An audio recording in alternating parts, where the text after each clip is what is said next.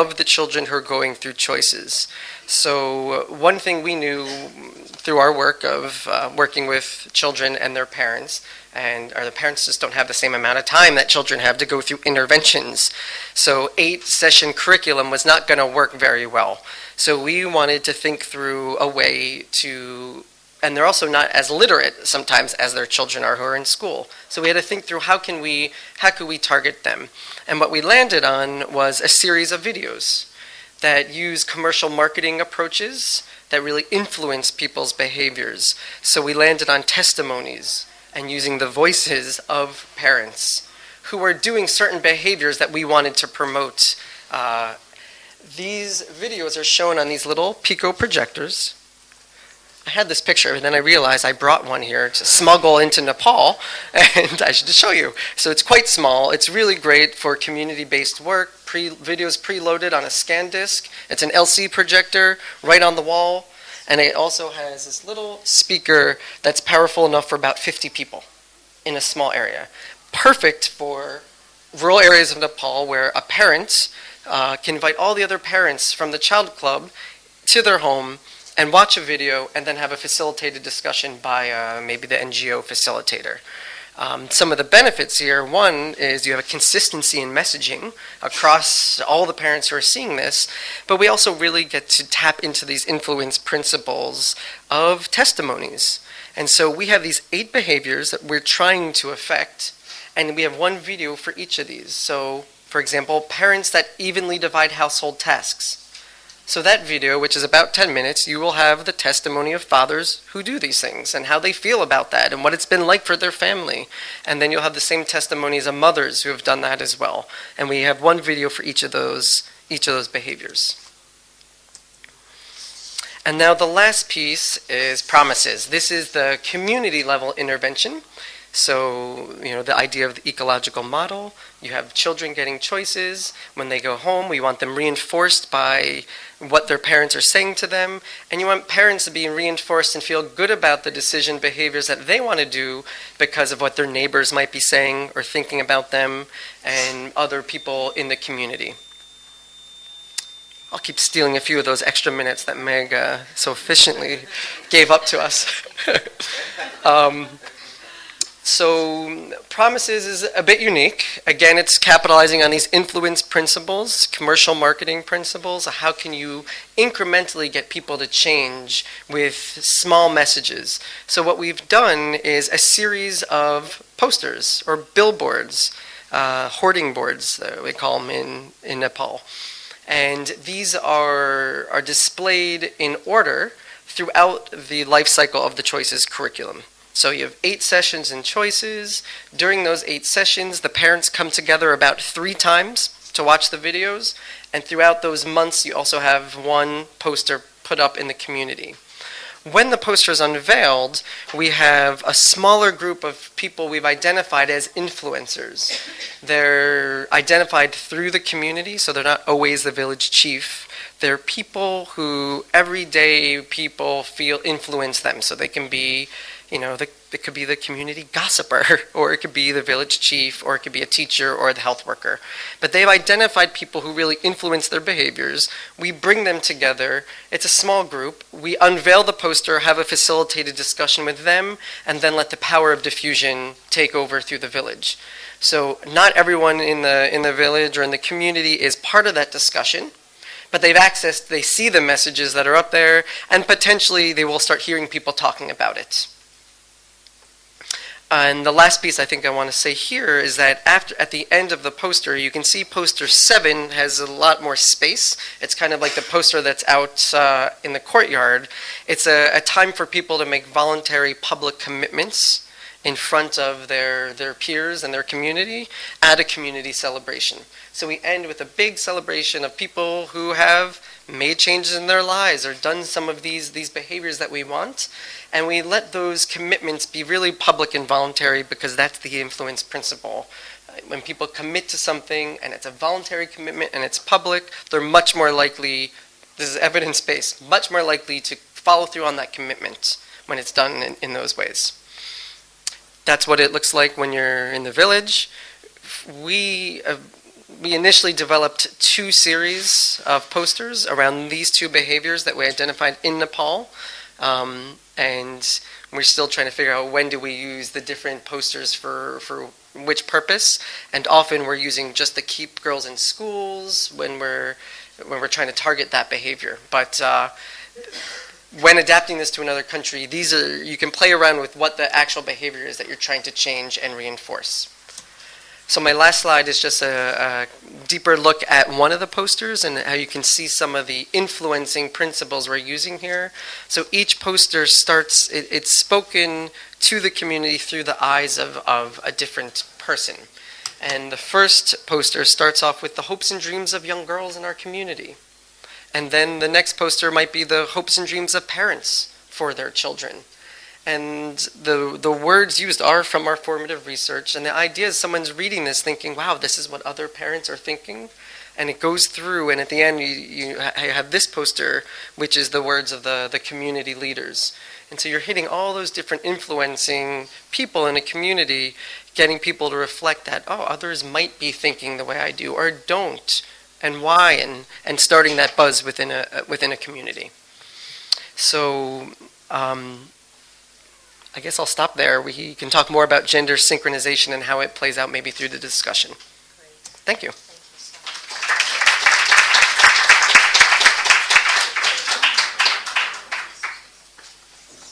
And I just want to tell you a little bit about how we are engaging men and women at the same time to improve maternal and infant health outcomes in remote Papua New Guinea.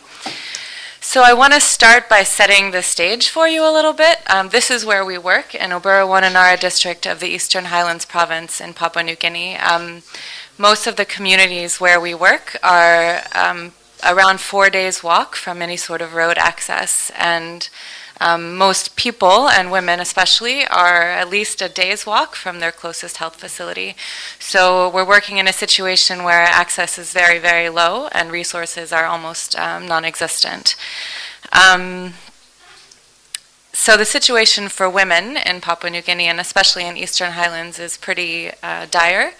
There are estimates of up to 850 maternal deaths per 100,000 births in the areas where we're working. And this is kind of exacerbated by the prevalence of sexually transmitted infections, which is up to 40%, and high rates of sepsis and postpartum hemorrhage. So all of these things contribute to very high maternal mortality rates.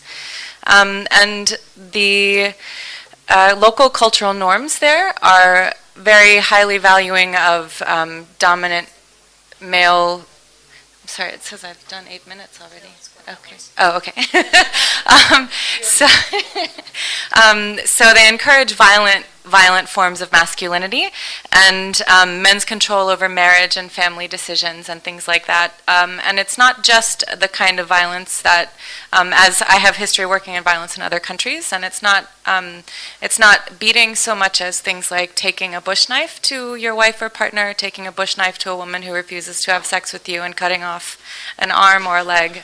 So it's very extreme levels of violence. And these underlying conditions, in addition to the long roads that the women have to walk to get to the health facilities, which oftentimes are rigorous enough to make women go into labor while they're going through these walks, end up in the result of fewer than 1 in 4 births actually taking place in any health facility. And that's kind of compounded by the contraceptive prevalence rate, which is only about 20%. And in our work, we know that women are much more desiring of access to contraceptive services where they're working, or where we're working, excuse me. So in this context, it wasn't practical for us to design an intervention that worked just with women for a couple reasons. Mainly equality, right? We can't provide services and resources just to women in this community. But at the same time, if we were to choose to work with just women, we would have become targets for violence ourselves, because that wouldn't have been accepted within the community. So our staff, our teams, and also the women that we were working with would have been targeted for violence because of the imbalance of resources. So through this project, we work with our communities to select leaders to go through a community engagement manual training that works on encouraging healthy behaviors and creating role models. And we do a village health volunteer training of other individuals selected from the community to reinforce that. And there is some crossover between the individuals who participate in these trainings, but we do our best to get as many people in the community as possible. So we aim to change behaviors and attitudes and also the realities for women where we're working.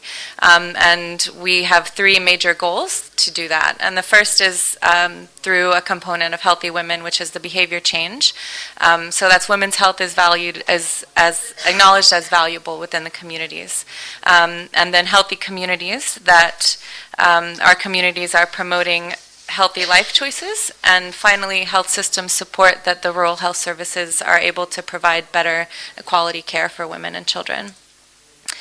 So the main core of our work in gender synchronization is the community engagement manual, and through this component we carefully socialize the communities and use the community's input to select leaders, and they're male and female leaders, and we encourage these leaders to bring their spouses, and this encourages the gender balance of the work that we're doing, and it also gives couples this power as a unit to promote healthy behaviors in a way that they use their own social capital so that they're not targeted for violence or repercussions or other negative consequences within the community.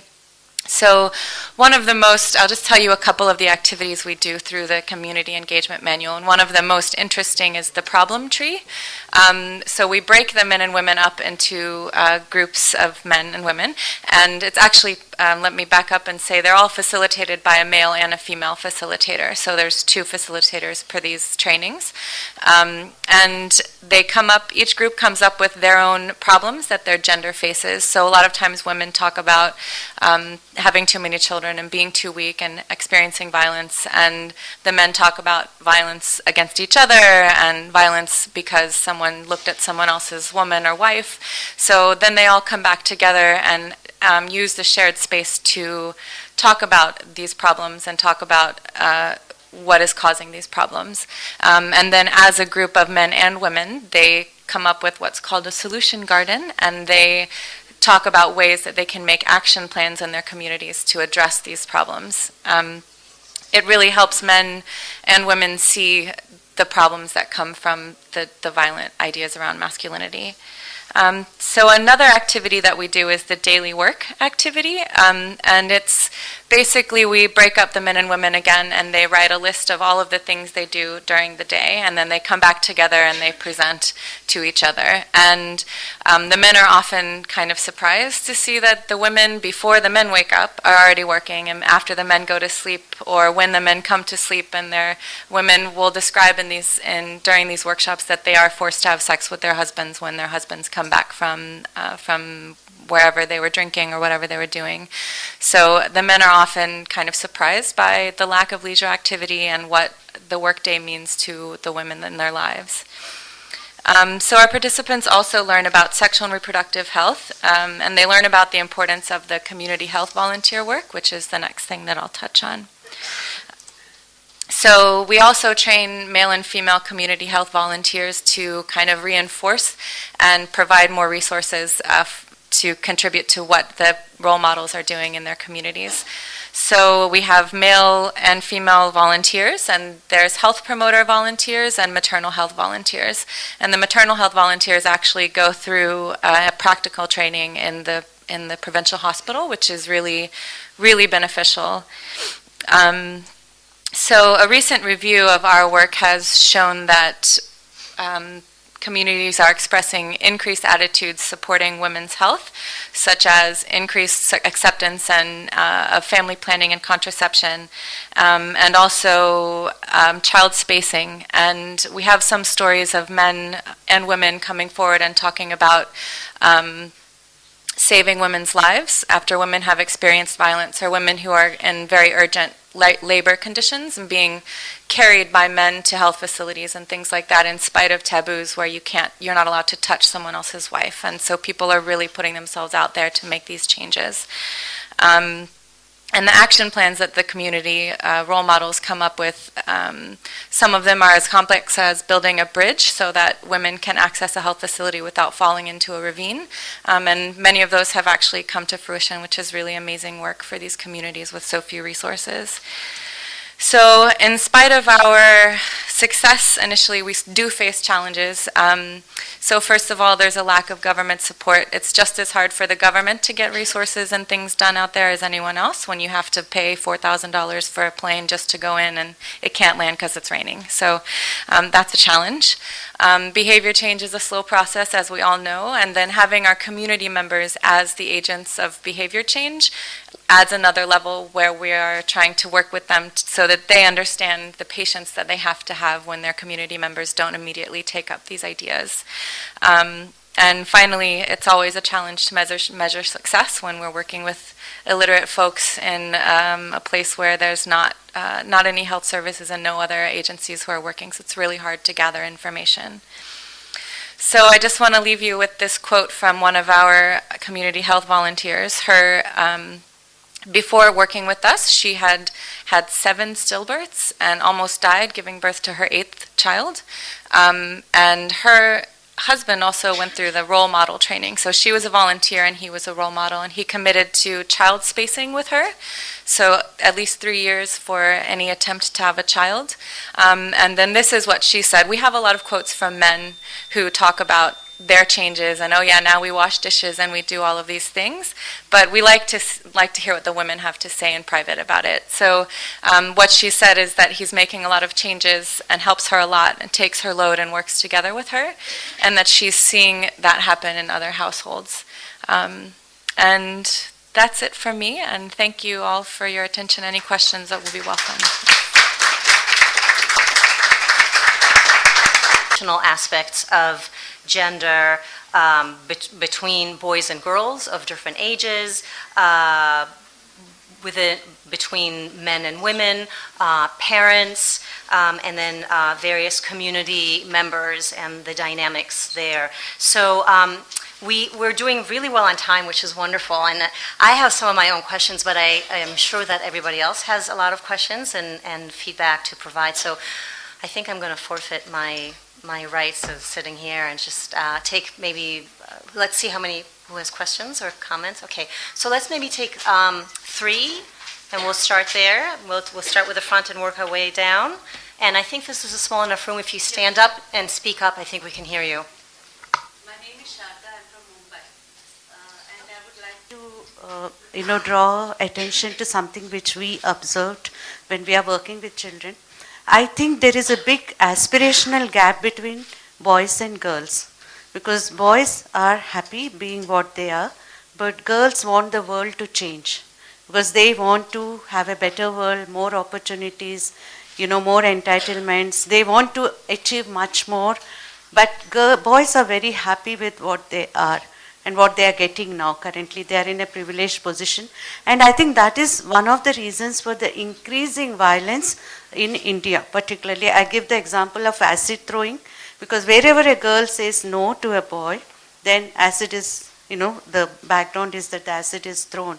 Eve teasing, rapes, most of the time boys are not able to take a no, and they're also not happy with the fact that these girls are going out and working, studying, going to the pubs, enjoying themselves, having the entitlements which they were exclusively theirs, like good mobiles, good cars, and other things. So somewhere we really have to address this aspirational gaps between boys and girls when we are working on this issue. And I'm very happy to share with you that when we do the gender workshops for boys and girls, we end up with a slogan which says that girls have a right to say no, and boys have the responsibility to accept no.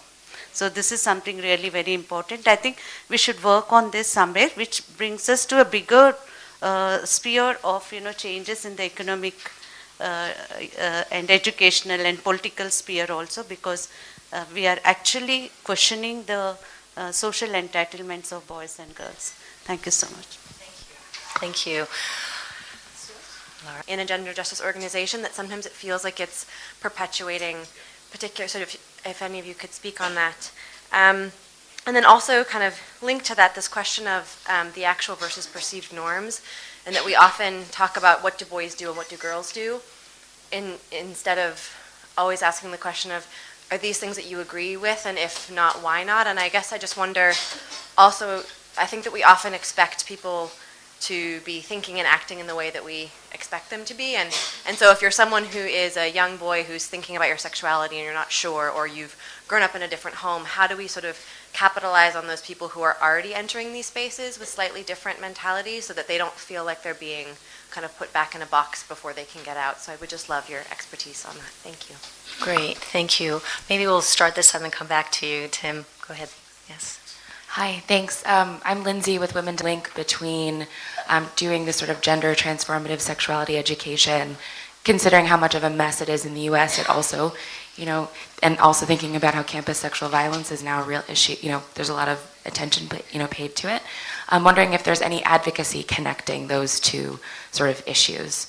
Okay, great. Thanks. I'll take one more. Was there someone next to you? Telling the premise of this symposium with the gender synchronized approach. I just would be really eager to hear that. There's so much momentum and solidarity and exciting work going on under this collection of activists and everyone here, and maybe even to think, what would you like to see in the call to action document that comes out of this week to make sure that the momentum we have lands up in this sort of place ultimately, rather than the siloed or the parallel separate streams that Michal mentioned. Thank you. Excellent. Thank Work is to deconstruct the binary, and then you have male and female groups and you're perpetuating the binary. And so I think you have to be really clear in the design of that and work with the facilitators about that. Some of that you can't get past, and I mean, I have to say that some of it is just the reality of the young kids that we work with, that there's this, like, with the kids in the community where I work in, there's this huge sort of level of acrimony between men and women, and they're really putting young men and women, and they're putting each other against each other, and there's sort of like, this quote I had in doing the formative research was like, we do it to guys because guys do it to us. And it's like, to me, it's like, I joke that like gender equality is like treating everybody like shit, right? It's like kind of the idea of it, And so to some extent, you just kind of have to get to it. But we have talked about, not always breaking it up into the male and female group. And then also in going to the gender piece, I think it's a key that in that first day, you talk about gender identities, right? You're talking about orientation, you're talking about gender identity, so that when people have a clear idea that, we're not only talking about biology when we're breaking up into these male and female groups, so that there's at least some context for that, even though we are, in some cases, perpetuating. So I think it's just about being very conscious of it and then having to be practical about it, too. Maybe I'll just jump to Brian's point, or do we want to take, I don't know, I'll just say, okay, for Brian's point, this is a big issue for me, obviously, right? Because I'm struggling. As I mentioned, I'm one of the founders of Men Engage, and I've tried to be a little bit provocative, and I'm like, what if we're just engage? Because that's to me what it's about. So there's something to think about there, and maybe there's something to think about in the daily call to action for that. Wow, Meg.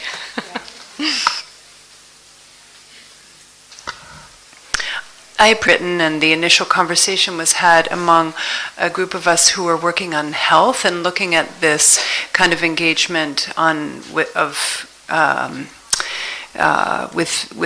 men and women, boys and girls, but with an eye to health outcomes. And I think that there's so many other possibilities that we often don't measure, because we approach the work from a more narrow sectoral perspective when we're looking at the impact on relatively narrow outcomes. But I think that that broader, the economic possibilities, the returns to education, the parental hopes for boys and girls, and so on, that's all there in the background and shaping, of course, individual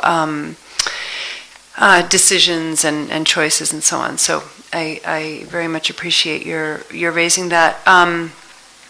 And I guess on Brian's point regarding this reconciling the goal of the symposium with gender synchronization, we've had conversations in an ongoing way in the engaged men community about how we are engaging with the women's movement. And I'm very excited about this global symposium and to see the progress that I think has been made in terms of how that, the clarity with which the movement for men and boys, of men and boys for gender justice, the clarity of building on the women's movement and on the advances of feminists and so on. And we're having that conversation later this afternoon, and which I'm very much looking forward to. I guess I think you've kind of framed the entire undertaking, and there's not a lot to. You're highlighting a really, really important issue, and I love the idea of somehow addressing this in the context of the call to action. I'm wondering We had if, some yeah, quick additions, but go ahead, Morgan. Oh, are you finished now? Hi. So first, I just wanted to say something about separating gender groups during the trainings that we do, because it is a very different context where we're working, and in a lot of places where I've worked, it would be a kind of similar situation. So when you're talking about actually diagramming the genitals, you really can't in many cultures have men and women together. And so that's a challenge that we identified sort of as we were going through and developing the model and the modules that we're doing. And it's something that may change over time, right? So they do the activity separately, but then they come together and everyone goes through everything together. So we sort of avoid these more dangerous and tricky social situations that may not be quite as sensitive in other places. And then I just also wanted to respond about kind of incorporating this into the